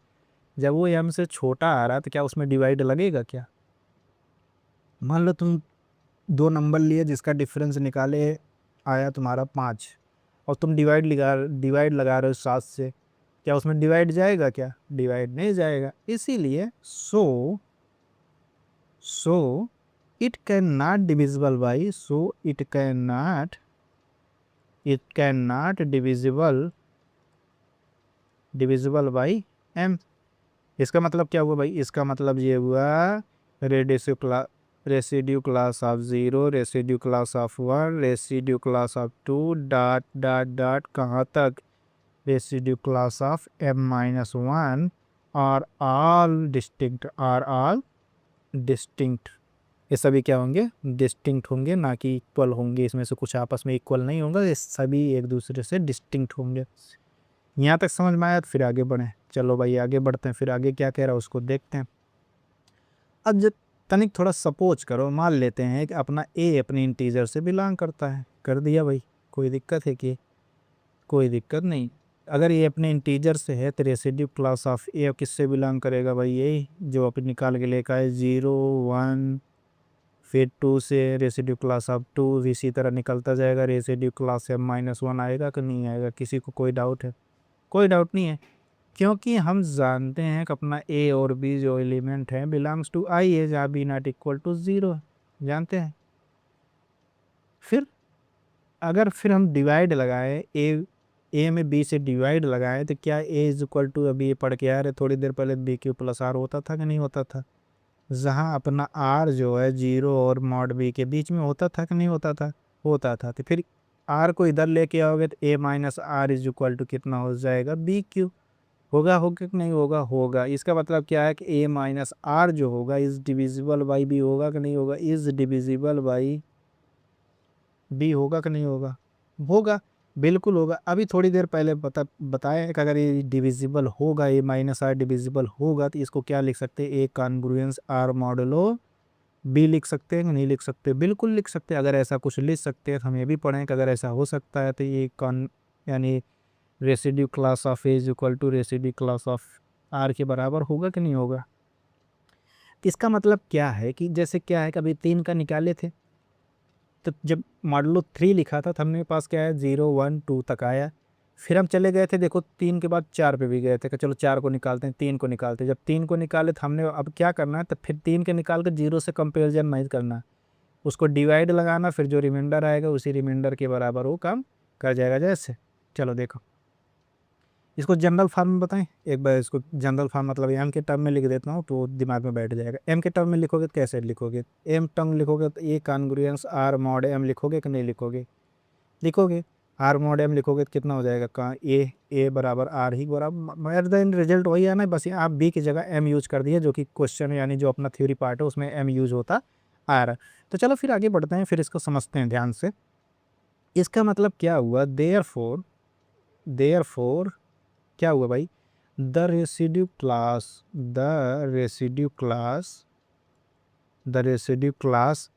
is equal to residue class of A is equal to residue class of R is one of ये one of the residue class किसमें से भाई, ये जो अपना आया था 0 1 फिर ये 2 ये डॉट डॉट कहाँ तक, m-1। यहाँ तक समझ में आया क्या? चलो एक एग्जांपल से प्यार से समझा दो भाई। अगर हम कह दें m इज इक्वल टू 5 है, अगर m इज इक्वल टू 5 है तो भाई रेसिड्यू क्लासेस क्या आएंगे, 0 आएगा, 1 आएगा, 2 आएगा, 3 आएगा और 5 आएगा कि नहीं आएगा, बिल्कुल आएगा। कोई यहाँ तक दिक्कत है क्या, कोई दिक्कत, ओह दिक्कत तो हो ही जाएगा भाई। ये 5 की जगह 4 रहेगा, 0 1 2 3 4 तक आएगा कि नहीं आएगा। अब चलो एक बात बताओ, हम तुमको कह रहे हैं a इज इक्वल टू 17 है, a इज इक्वल टू 17 है। अब a इज इक्वल टू 17 है, जरा हमको बता दोगे कि इसका रेसिड्यू क्लास क्या होगा, रेसिड्यू क्लास ऑफ a कितना होगा।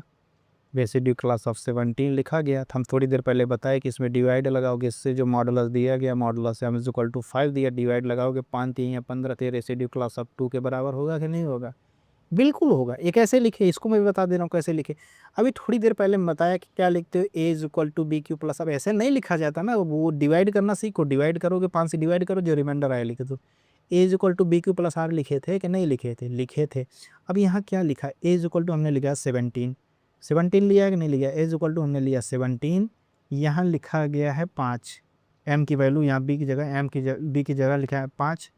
अब हम क्यों क्या रखें, 5 3 15 क्यों क्या रखें, 3 है प्लस 2 कर दें, 5 3 15 2 17, यही तो होगा, कुछ और होगा, मैंने इसका टर्म में लिख दिया। अब देखो हम थोड़ी देर पहले यही थ्योरम पढ़ के आए, जो congruence of residue class of A होगा और रेसिड्यू क्लास ऑफ आर के बराबर होगा, तो यानी इस हिसाब से रेसिड्यू क्लास ऑफ 17 जो होगा रेसिड्यू क्लास ऑफ 2 के बराबर हो, नहीं समझे, बिल्कुल। अब ये वही चीज़ है, इसको कह सकते हो, इसको बाद में फिर ऐसे कर सकते हो, 17 माइनस 2 इज डिविजिबल बाय 5, इसलिए कॉन्ग्रुएंस का 70 is equal to congruence of 2। तो कोई दिक्कत नहीं है, जैसे तुम करना चाहो कर सकते हो। एक एग्जांपल और नेगेटिव वाला मैं बता देता हूँ, कि नेगेटिव वाला कभी कभी कंफ्यूज कर देता है लोगों को, तो कंफ्यूजन नहीं होना है।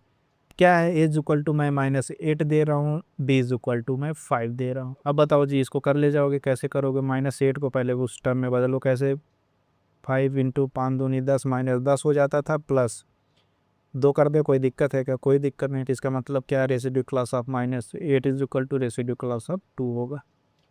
यहाँ तक दिक्कत है कोई, कोई दिक्कत नहीं है दोस्त। अब इसमें क्या दिक्कत, इससे इजी करके थोड़ी ना बताया जा सकता, ठीक। चलो फिर आगे बढ़ते हैं, आगे क्या है उस पोर्शन को देखते हैं बारी बारी से। अब जो इतना पढ़े, अभी इसके क्या एडिशन को समझते हैं, एडिशन क्या होता है, फिर इसके क्या समझेंगे, मल्टीप्लिकेशन को समझेंगे। तो चलो एडिशन ऑफ रेसिड्यू क्लास को समझते हैं, एडिशन ऑफ रेसिड्यू क्लास, इसको समझते हैं क्या होता है भाई, फिर आगे बढ़ेंगे, ठीक। देखते हैं क्या होता है। अगर A congruence B model of M लिखा है कहीं, और हम मान लें R1 and R2 are two residue classes, R1 और R2 दो रेसिड्यू क्लास है। हम कहना यही चाह रहे हैं कि हमको ये बताओ भैया R1 प्लस R2 कितना होगा, ये हमसे पूछा है, फिर कितना हो जाएगा भैया, R1 प्लस R2 हो जाएगा। ये R1 प्लस R2 का residue class of R1 R2 हो जाएगा, कब होगा, जब R1 plus R2 less than M होगा। और ये रेसिड्यू क्लास ऑफ K होगा, ये तब होगा जब R1 plus R2 greater than or equal to M हो। और ये जो हमने टर्म लिखा है, ये टर्म एक्चुअली में है क्या, उस बात को समझो पहले। ये जो हमने लिखा है K, ये K है क्या भाई, ये K है अपना रिमाइंडर, क्या है भाई, ये एक के अपना क्या है, रिमाइंडर है, एक के अपना क्या भाई, रिमाइंडर है, जहाँ if R1 plus R2 is divided by किससे, डिवाइडेड बाई m। अगर ये वैल्यू m से ज़्यादा आ रहा है तो इसको m में डिवाइड लगाएंगे, जो रिमाइंडर आएगा रेसिड्यू क्लास ऑफ वही होगा। अभी थोड़ी देर पहले के हम पढ़ के आए कि नहीं पढ़ के आए, यही पढ़ के आए। एक एग्जाम्पल प्यारा सा देखते हैं कि एग्जाम्पल क्या कहता भाई। एग्जाम्पल, एक कॉन्ग्रुएंस बी मॉड एम लिखा है, ऐसा कुछ लिखा गया। मॉड एम की जगह में आप 5 ले लेते हैं, एग्जाम्पल दे रहे हैं तो 5 ले लेते हैं। तो residue class of 0 is equal two plus residue class of 3 निकालोगे कितना आ जाएगा, प्लस 0 प्लस 3 कितना आ जाएगा, रेसिड्यू क्लास ऑफ 3। तो रेसिड्यू क्लास ऑफ 0 और 3 का मतलब समझ रहे हो, पहले इसका मतलब समझ रहे हो तो बताओ फिर आगे बढ़ें।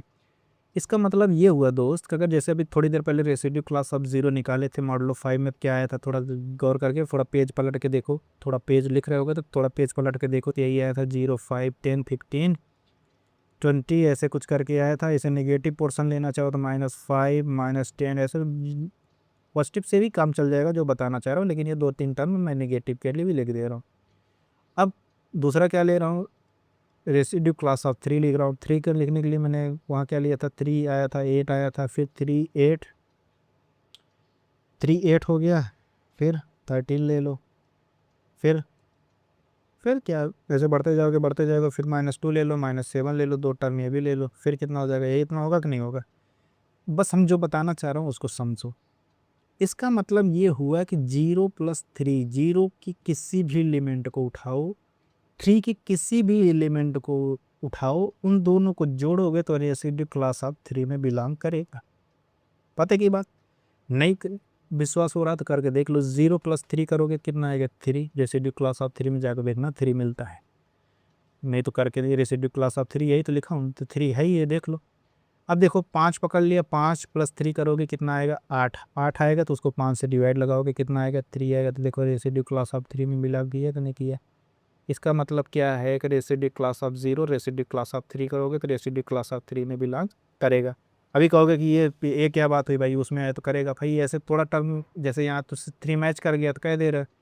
अब यहाँ देखो रेसिड्यू क्लास ऑफ 3 निकाल रहे हैं, residue class of 1 residue class of 3 निकाल रहे थे, कितना हो जाएगा, residue class of 1 + 3 is equal to कितना हो जाएगा, residue class of 4।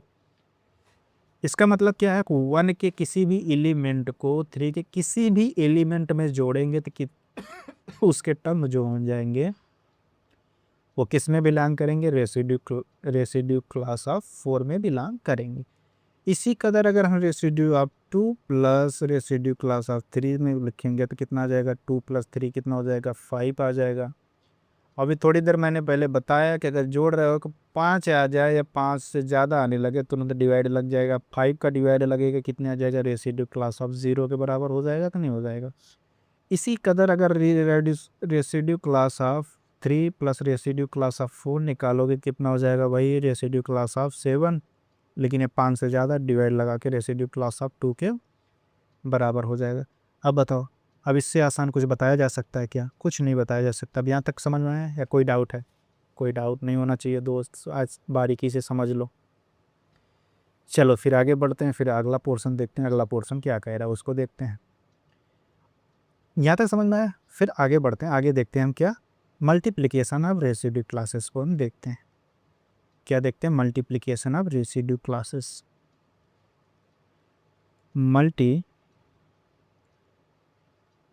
Multiplication of क्या, residue classes.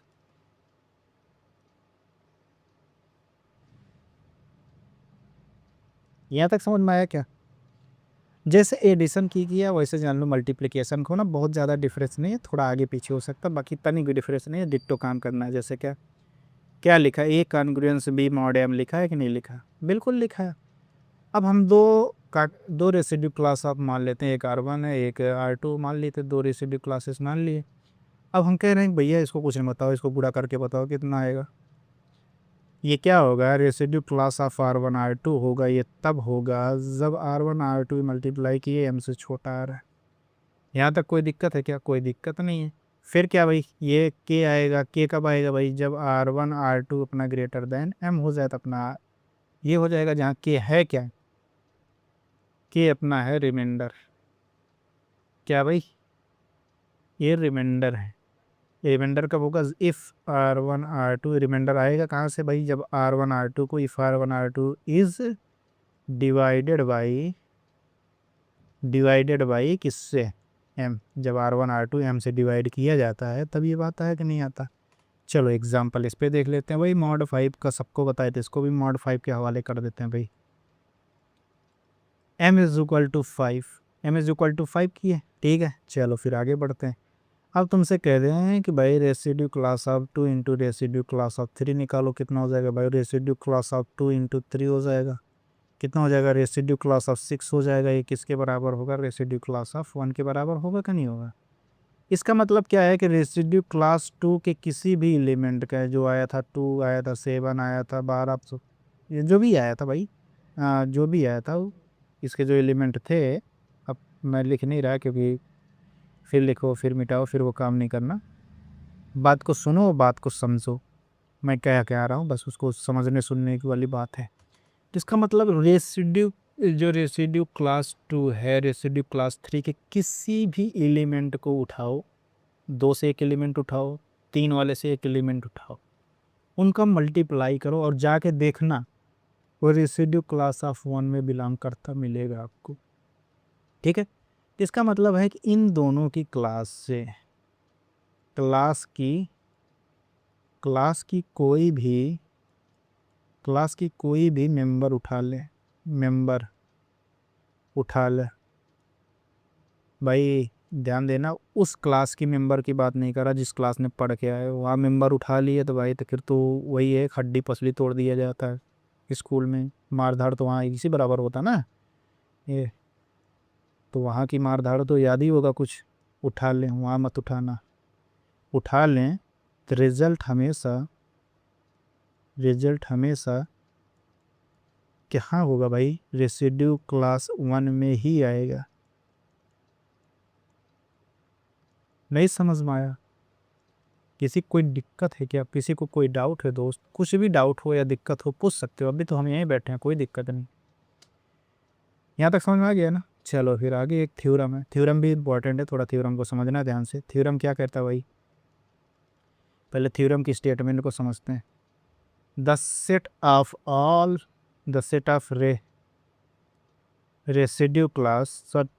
Residue class modulo M is an abelian group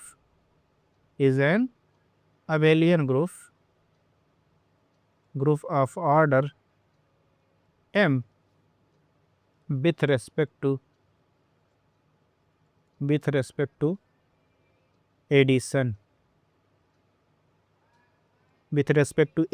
of residue classes।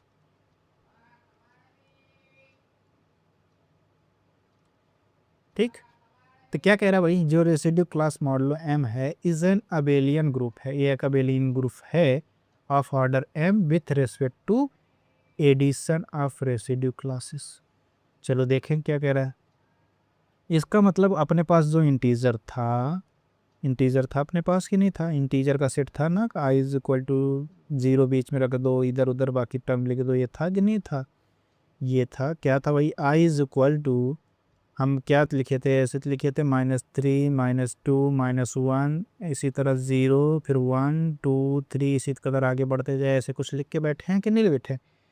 और फिर हमने देखा कि इसका IM लिखे थे। IM क्या लिखे थे भाई? IM लिखे थे हम क्या? Residue class of 0, residue class of 1, residue class of 2, ऐसे करते करते हमने लिखा था कि नहीं लिखा था? कहाँ तक लिखा था? रेसिड्यू क्लास ऑफ M-1 तक लिखा था कि नहीं? बताओ जी। अब इसी जो ये आया इसी को कह रहा है भैया, ये जो आया IM आया, इसी को कह रहा है, घबराओ मत, इसी को कह रहा है कि ये अबेलियन ग्रुप है। क्या भाई? अबेलियन ग्रुप है। इसी को बोल रहा है कि क्या भाई? अबेलियन ग्रुप है, ठीक है। अबेलियन ग्रुप के थोड़ा अबेलियन ग्रुप को भी पता कर लेते हैं क्या होता है। बहुत दिन हो गया लेकिन ये बता सकते हो, इतना उम्मीद तो रखते हैं। अबेलियन क्या होता है भाई? वो क्लोजर हो जाए, फिर क्या हो जाए? एसोसिएटिव हो जाए, फिर क्या हो जाए दोस्त? फिर हो जाए अपना आइडेंटिटी एग्जिस्ट करे, फिर इनवर्स एग्जिस्ट करे, फिर कॉम्यूटेटिव एग्जिस्ट कर जाए फिर कह देंगे क्या हो जाएगा भाई, अपना जो ग्रुप है वो क्या हो जाएगा, अबेलियन हो जाएगा। चलो फिर बारी बारी से देखते हैं, प्रूव करा दूं क्या, वैसे कहीं यूज नहीं होना लेकिन ये बता देता हूँ। एक बात बताओ, चलो बता ही देता हूँ, प्रूफ की कोई ज़रूरत नहीं है, केवल समझा देता हूँ। तो क्या करते, पहले तुम क्लोज़र चेक करते, क्या चेक करते, क्लोज़र चेक करते कि नहीं करते। क्लोज़र चेक करते तो क्या करते भाई, एक ए लेते और एक बी लेते, कहाँ से लेते, बिलोंग्स टू आई एम से लेते कि नहीं लेते, लेते। फिर residue class of A plus residue class of B करते, अभी थोड़ी देर पहले प्रॉपर्टी के पढ़ के आए तो residue class A plus B हो जाएगा, बिलोंग्स टू आई एम होगा कि नहीं होगा, होगा। कि अब आई एम में बिलोंग करेगा तो भाई तो इसका मतलब क्या है कि क्लोज़र तो हो गया, दो एलिमेंट लिया आई एम से, उसको सिद्ध कर दिया कि उसका सम भी आई एम में है, तो इस हिसाब से क्लोज़र हो जाता है। फिर हम क्या देखते हैं, एसोसिएटिव देखते हैं। एसोसिएटिव कैसे देखते हो भाई, आंखों से देखते हो, सीधी सी बात है, क्या इसमें सोच रहे हो भाई, एसोसिएटिव जब आंखों से देखते हो तो देख के बताओ कैसे होगा। हम रेसिड्यू क्लास ऑफ ए लिए, रेसिड्यू क्लास ऑफ बी लिए, रेसिड्यू क्लास ऑफ सी निकाल लिए। अब बताओ जी, रेसिड्यू क्लास हम क्या पढ़े हैं, एसोसिएटिव के लिए क्या पढ़े हैं कि ये पहले को दूसरा पहले को छोड़ के last residue class of B residue class of C को हम जोड़ ले रहे हैं। यहाँ तक कोई दिक्कत है क्या, कोई दिक्कत नहीं है। तो कितना हो जाएगा, रेसिड्यू क्लास ऑफ ये इतना, ये दोनों को जोड़ के क्या हो जाएगा, residue class of B plus C. यहाँ तक कोई दिक्कत है क्या, कोई दिक्कत नहीं है। फिर आगे बढ़ते हैं, फिर ये कितना हो जाएगा, फिर रेसिड्यू क्लास ऑफ ए, फिर कितना हो जाएगा, बी प्लस सी हो जाएगा कि नहीं हो जाएगा, हो जाएगा। ठीक, कैसे हुआ भाई, एडिशन ऑफ, यहाँ लिख दे रहा हूँ दोनों के लिए एक ही प्रॉपर्टी लगा, addition of residue classes, residue class, residue addition of residue class. यहाँ तक समझ में आया क्या, ठीक है, यहाँ तक आया। फिर आगे बढ़ते हैं, फिर ऐसा कुछ हो गया तो फिर एडिशन, यहाँ अंदर एडिशन ही दिख रहा था, एडिशन एसोसिएटिव से क्या लिख सकते हो, ए प्लस बी प्लस सी लिख सकते हो कि नहीं लिख सकते, क्यों, क्योंकि भाई एडिशन ऑफ इंटीजर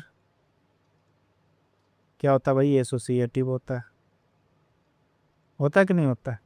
इसका मतलब फिर इसको क्या लिख सकते हो भाई, residue of A plus B plus residue of C लिख सकते हो कि नहीं लिख सकते हो। इसकी पोर्शन को इधर देखो थोड़ा बढ़ा देता हूँ, इसको पोर्शन को थोड़ा इधर से लिख देता हूँ। फिर ये कितना हो जाएगा भाई, ये हो जाएगा residue of A plus residue of B, ये कितना हो जाएगा, रेसिड्यू ऑफ सी, एसोसिएटिव हो गया। इसी तरह अब आइडेंटिटी और इनवर्स को ध्यान से देखो, मैं उसको पूरा नहीं बता रहा। आइडेंटिटी कितना हो जाएगा भाई, आइडेंटिटी क्या हो जाएगा, आइडेंटिटी हो जाएगा zero belongs to I M, होता है कि नहीं होता, होता है।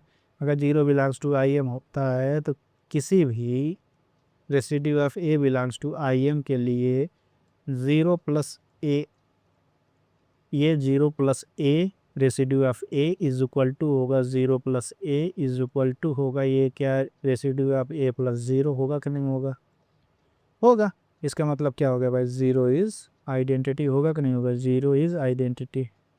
बताओ यहाँ तक किसी कोई दिक्कत है क्या, कोई दिक्कत नहीं है। फिर इन्वर्स पे बात करते हैं, इन्वर्स पे भी बात कर लेते, लगे हाथ तो बचा ही क्या भाई, minus I belongs to I M होगा कि नहीं होगा। अगर ये I minus I belongs to I M है तो ये residue of A plus residue of minus A एक बराबर होगा residue of A plus minus A कर दें, माइनस ए इक्वल टू ये कितना हो जाएगा, ज़ीरो इक्वल टू ये किसके आएगा, residue of A plus residue of minus A, या इसको माइनस ए भी बार पहले कर लो, इसको बाद में प्लस कर लो, आएगा कि नहीं आएगा।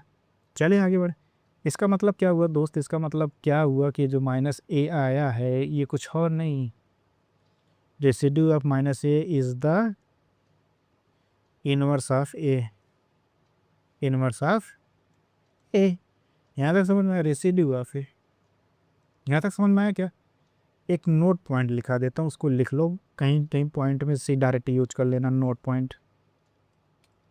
अगर if residue of R belongs to I M and zero R belongs to M, then the minimum, then the minimum नहीं, then the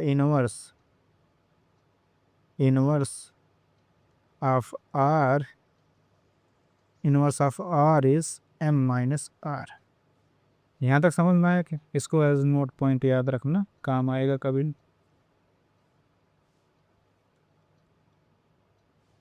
ठीक, चले आगे बढ़े।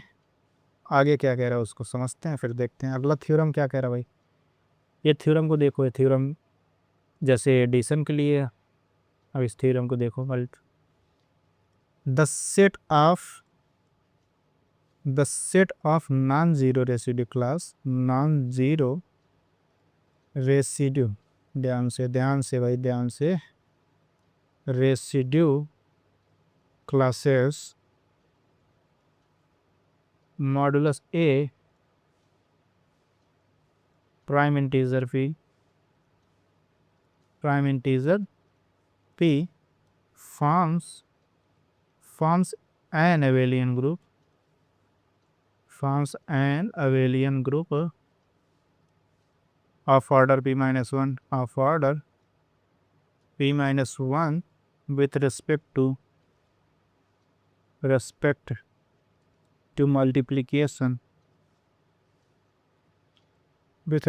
multiplication of residue classes.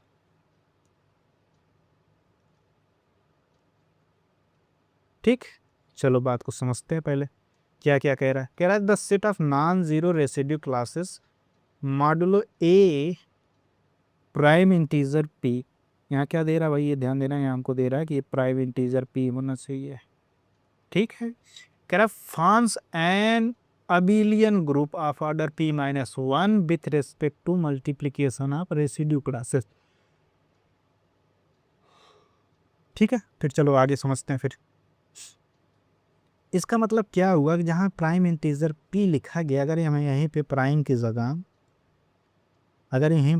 जगह, इसको हम कंपोजिट कर दें, क्या कर दें भाई, कंपोजिट पॉजिटिव इंटीजर कर दें, कंपोजिट पॉजिटिव इंटीजर कर दें, तो क्या ये ग्रुप रह जाएगा? क्या नहीं भाई, ये ग्रुप नहीं रहेगा। तो इसका मतलब क्या है, इस थ्योरम के हिसाब से हम क्या समझे? इस थ्योरम से हम यही समझे, the set of all non zero residue class modulus a prime, जहाँ ए प्राइम इंटीजर p है, forms an abelian group of order p minus 1 with respect to multiplication of residue classes. यहाँ तक समझ में आया क्या? यहाँ तक समझ में आया, तो फिर आगे बढ़ते हैं। इसमें कुछ नहीं करना, बस इतना ही समझना था।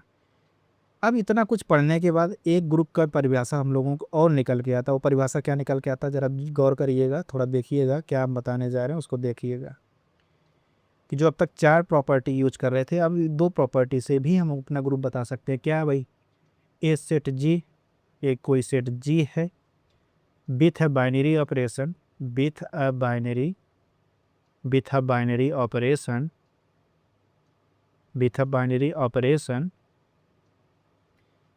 ऑपरेशन कौन सा भाई, मल्टीप्लिकेशन। कौन सा? Multiplication is a group. एक ग्रुप होगा भाई, ये ग्रुप कब होगा? पहला चीज, द कंपोजिशन इज एसोसिएटिव। जो हमको दिया है वो क्या होना चाहिए? एसोसिएटिव होना चाहिए। दूसरा पार्ट क्या भाई, for every pair of elements A comma B belongs to G, इस प्रकार है जी द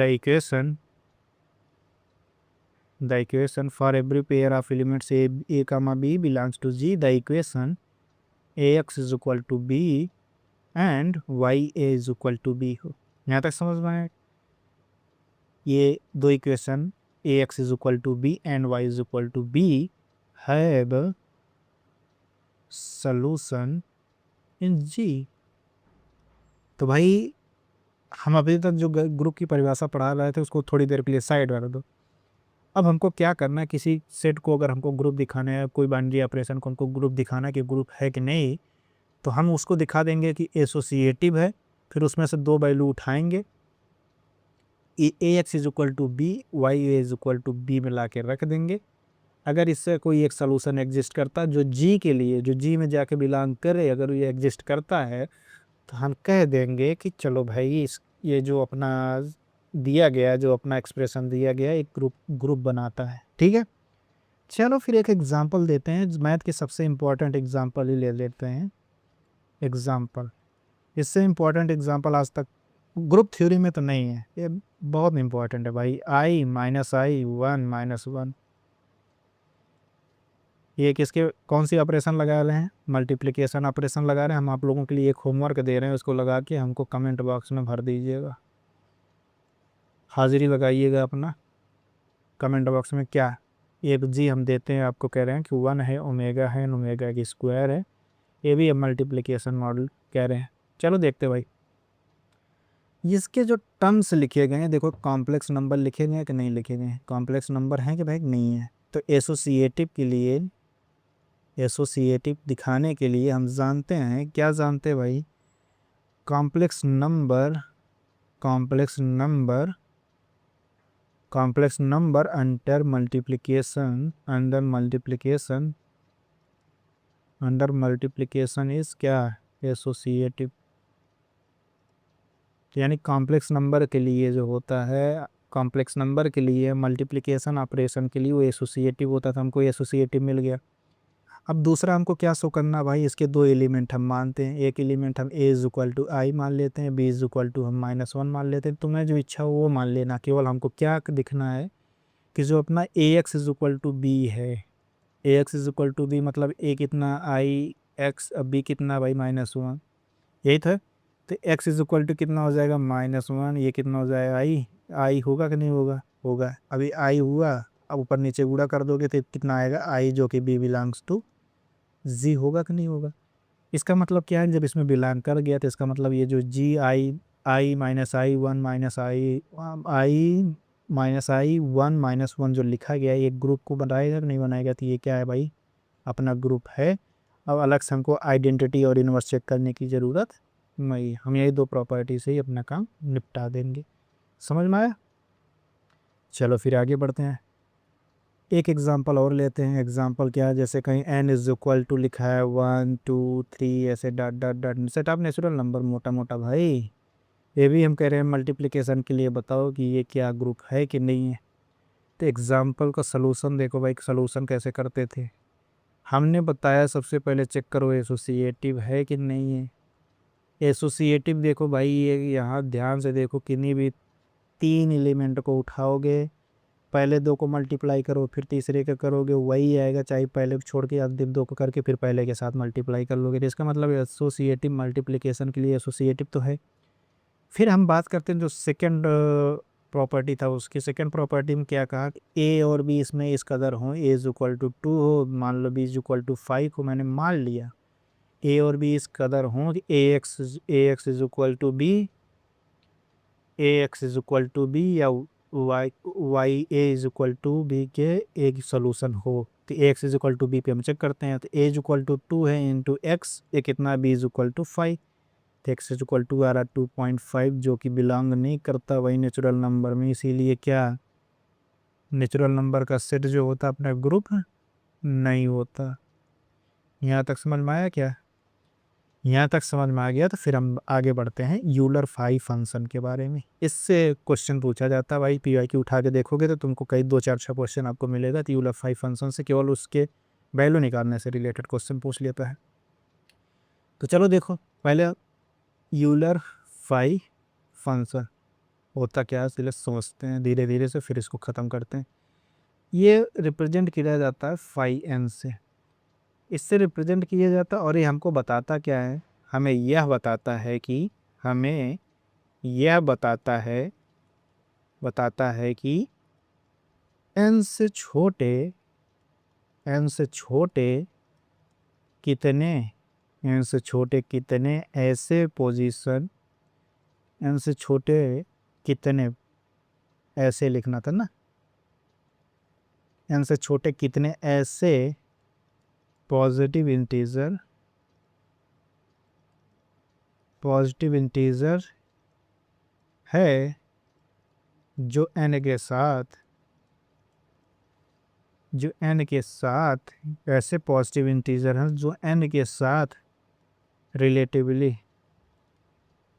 रिलेटिवली प्राइम, राइट है, रिलेटिवली प्राइम को या रिलेटिवली प्राइम है या तो को प्राइम हो। तो रिलेटिवली प्राइम का मतलब क्या होगा भाई, जीसीडी अगर मान लो दो एलिमेंट ए और बी हैं तो जीसीडी आप ए कामा बी निकालने पे क्या आ जाए, 1 आ जाए। तो पहले एग्जांपल को उठा के देखते हैं। अगर हम पूछ ले भाई 5 6 बता दो तो बता सकते हो। 5 6 का मतलब क्या, 6 से छोटी सभी प्राइम नंबर। तो 6 से छोटी क्या हो सकता है भाई, 1।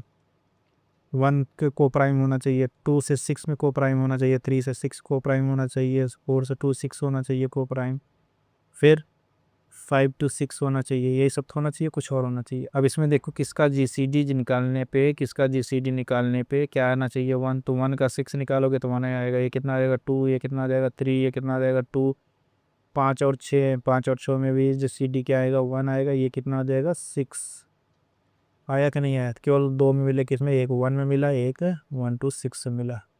इसका मतलब क्या हुआ दोस्त, कि जब हमने 5 6 से निकाला तो 5 6 हम अपन के कितनी वैल्यू आई, तो नंबर ऑफ प्राइम्स को प्राइम चाहिए थे, एक 1 मिला, एक 5 मिला। यहाँ तक समझ में आया क्या? ठीक है, यहाँ तक समझ में आया। तब चलो इसको थोड़ा बढ़िया मैथमेटिकल टर्म में लिख देते हैं अच्छे से। अभी तो हम देसी भाषा समझते आ गए। तो इसका मतलब क्या है कि the Euler's 5 function, the Euler's 5 function, 5 function, the Euler's 5 function, जो कि डिनोट किया जाता है, denoted by 5n, count the number of, ये क्या करता है, count the number of positive integer, the number of positive integer, count the number of positive integer less than or equal to n that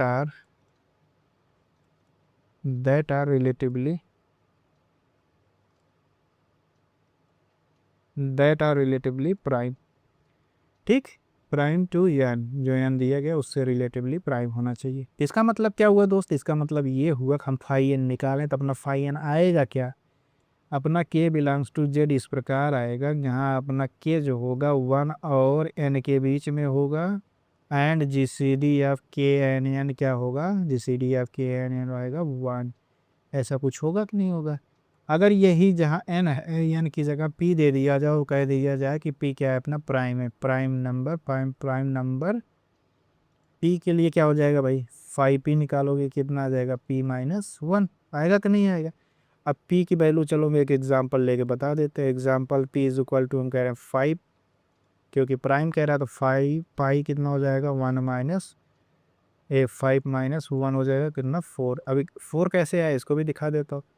हम अभी थोड़ी देर पहले Euler 5 function के बारे में हमने क्या पढ़ा, 5 लिखा था। इसका मतलब क्या हुआ, 5 से छोटी को प्राइम नंबर बताओ भाई, तो क्या हो जाएगा। तो एक क्या होगा भाई, 1 का कंपेरिजन 5 से करो, 2 का कंपेरिजन 5 से करो, 3 का कंपेरिजन 5 से करो, 4 का 5 से करो, फिर किससे करना भाई, 4 का 5 से, यही तना तो करना पड़ेगा, यही तना करना पड़ेगा। ठीक है, 1 से 5 किए कोई दिक्कत नहीं, 2 से 5 किए कोई दिक्कत नहीं, 3 से 5 किए कोई दिक्कत नहीं, 4 से 5 किए कोई दिक्कत नहीं। अब फिर 5 से 5 जैसे करोगे, देखो यहाँ दिक्कत आ गई कि नहीं आ गई, इस कंडीशन में तो 5 आ गया। बाकी के कंडीशन में अपने कितने आए, बाकी के कंडीशन के लिए अपना जीसीडी क्या आया, 1 आया, तो इसीलिए अपना क्या आ गया आंसर, 4 आ गया। यहाँ तक समझ में आया क्या? यहाँ तक समझ में आ गया तो फिर आगे बढ़ते हैं। कुछ प्रॉपर्टीज़ हैं उसको समझ लेते हैं भाई। प्रॉपर्टीज़ क्या कह रहा है उसको देखते हैं। प्रॉपर्टीज़ क्या कह रहा है भाई, if GCD of A M comma N is equal to 1 दिया गया है, तो फिर अगर 5 फंक्शन एम इंटू एन निकालो कितना आ जाएगा, 5n हो जाएगा। यहाँ तक समझ में आया क्या? दूसरी प्रॉपर्टी, अगर कहीं कह दे फॉर प्राइम पावर्स, किसके पावर्स, प्राइम पावर्स हो, जैसे 5 पी का पावर के निकालना हो तो क्या कर रहे पी का पावर के माइनस पी का पावर के माइनस 1 कर देंगे तो अपना आंसर आ जाएगा। एग्जाम्पल का और देखो 5 2 का पावर 3 कर देंगे तो कितना आ जाएगा, 2 का पावर 3 माइनस 2 का पावर 2 आ जाएगा। तो कितना आ जाएगा भाई, 8 माइनस 4 हो जाएगा, बराबर कितना आ जाएगा, 4 आ जाएगा। ठीक, अब चलो जनरल फार्मूला पे बात करते हैं। तो निकालना सीख गए कैसे क्या दिया रहेगा, कैसे निकाल लेंगे। तब जनरल फार्मूला बता देते हैं, जिससे किसी का भी निकालना हो तो आप निकाल ले जाओगे। जनरल फार्मूला, जनरल फार्मूला कैसे निकालेंगे भाई? मान लो हमको फाई एन दिया गया, तो ये जो एन दिया गया है इसका प्राइम फैक्टराइजेशन करेंगे। क्या करेंगे? Prime factorisation. प्राइम फैक्टराइजेशन मतलब क्या है? अगर मान लो 12 दिया गया, एन इज इक्वल टू 12 दिया, तो इसको प्राइम फैक्टर में तोड़ोगे तो कितना हो जाएगा? 2 2 ज़ा 4 3 ज़ा 12, तो कितना हो जाएगा? 2 की स्क्वायर इंटू 3। यही अपना किस फॉर्म में आ गया? प्राइम फैक्टराइजेशन फॉर्म में आ गया। तो प्राइम फैक्टराइजेशन फॉर्म में एन को तोड़ेंगे पहली बात। फिर एन अपना कैसे बदल के आएगा? अपना as P1 power alpha into P2 power alpha 2, alpha 1 alpha 2, ऐसे डाट डाट करके पी के पावर अल्फा पावर क्या आएगा कि नहीं आएगा? कुछ ऐसा आएगा। केवल ये 1 1 2 ऐसा नहीं लिखा है इसका पावर 1 इसका पावर 2, नहीं, ये तो टर्म बता रहा है कि पहला वाला है दूसरा वाला है, ये इसको बता रहा है। ठीक है, तो फिर जो अपना फाई एन होगा वो होगा क्या? फिर फाई एन होगा एन, जहाँ 1 माइनस 1/P1 इंटू 1/1 माइनस P2 इंटू डट डट कहाँ तक? 1 माइनस 1/Pk। यहाँ तक जाएगा कि नहीं जाएगा? चलो एक एग्जांपल दिखाता हूँ। एग्जांपल क्या है? Example N is equal to 12 ले लो। एन इज इक्वल टू 12 ले लो, तो एन इज इक्वल टू 12 ले लिए भाई। 12 का फैक्टर करो कि कितना हो जाएगा? 2 की स्क्वायर इंटू 3। अभी देखो करके दिखाया कि नहीं दिखाया? अब हमसे फाई एन पूछ रहा है। फाई एन का मतलब क्या? फाई 12 की वैल्यू पूछ रहा है। फाई 12 की वैल्यू कितना हो जाएगा? एन कितना है? 12। 12 की वैल्यू कितना हो जाएगा? 1 माइनस P1। P1 कितना भाई? 2 है, तो 1 माइनस 1/2 1/P2। P2 कितना है? 1 माइनस 1/P2 कितना? P2 कितना हो जाएगा? 3 हो जाएगा। अब इसको सॉल्व करेंगे, 12 हो जाएगा, ये हो जाएगा 1/2, ये हो जाएगा कितना? 2/3। ये 3 2 ज़ा 6, 3 2 ज़ा 6 से काट देंगे, कितना हो जाएगा? टोटल 4। यहाँ तक समझ में आया क्या? यहाँ तक समझ में आया तो फिर आगे बढ़ते हैं। अब हम एक आध एग्जाम्पल और देख लेते हैं। एग्जाम्पल क्या? 536। ये कितना होगा भाई? ये पूछा हमसे। 36 क्या करना? पहले प्राइम फैक्टराइजेशन करोगे। कितना करोगे भाई? 2 दूना 4, 4 3 12, 12 3 36। लो जी, कितना हो जाएगा? 2 की स्क्वायर इंटू 3 की स्क्वायर में लिख लेंगे कि नहीं लिख देंगे? अब हमसे पूछा फाई एन कितना होगा, तो फाई एन कितना हो जाएगा? एन कितना है? 36, 1 माइनस 1/2 फिर इंटू 1 माइनस 1/3 हो जाएगा कि नहीं हो जाएगा? कितना हो जाएगा? 36 इंटू 1/2 इंटू कितना हो जाएगा? 2/3, कितना हो जाएगा? 6 दूनी 12। यही अपना क्या है? आंसर है। तो आज के लिए हम लोग इतना ही रखेंगे। बाकी के अगले क्लास में हम उसको देखेंगे कि अगले क्लास में क्या पढ़ना है। तो हम अभी तक ग्रुप थ्योरी के पिछले जितने क्लास हुए आज के कुछ क्लास में मिला के हमने 10 न्यूमेरिकल्स रखे हैं। इसमें 3-4 न्यूमेरिकल हमने ऑलरेडी क्लास में लगवा दिए हैं, लेकिन एक हमने दे दिए। उस सेशन को, उस प्रैक्टिस सेट को हम अपने टेलीग्राम चैनल पे डाल देंगे, तो आप उस टेलीग्राम चैनल से ले लीजिएगा, उसको प्रैक्टिस करिएगा। अच्छे अच्छे क्वेश्चन है, ऐसे नहीं है कि बहुत हार्ड है, बहुत हार्ड भी नहीं है, बहुत ईजी भी नहीं है। उसको लगाइएगा, वो क्वेश्चन पूछे जा सकते हैं कॉम्पिटिटिव एग्जाम में, अपने टीचिंग एग्जाम में पूछे जा सकते हैं, तो उसको लगा लीजिएगा। बाकी ये लेक्चर आपको पसंद आए तो लाइक भी करिए, सब्सक्राइब भी करिए, और अपने यार दोस्तों को भी बताइए। आप नए हैं तो ज़रूर जुड़ें, और वो जो नोटिफिकेशन का बटन है उसको दबा दीजिएगा, ताकि कोई वीडियो आए तो वो मिस ना हो। तो चलो आज के लिए इतना रखते हैं, बाकी मिलते हैं अगले क्लास में। सबसे ज़रूरी बात ये है कि पढ़ते रहिए। कोई डाउट है हो तो भाई सब जगह ओपन किया हूँ, कमेंट बॉक्स ओपन है, टेलीग्राम चैनल पे भी ओपन है, आपको उस वहाँ पे डाउट डालने की ज़रूरत है, अगले क्लास में आपको डाउट मिल जाए। तो अपने पढ़ाई को जारी रखें, स्वस्थ रहें, खुश रहें, और अपने पढ़ाई को आगे बढ़ाते रहें। हम अगले सेशन में मिलते हैं एक नए जोश और एक नई ऊर्जा के साथ। तब तक थैंक यू।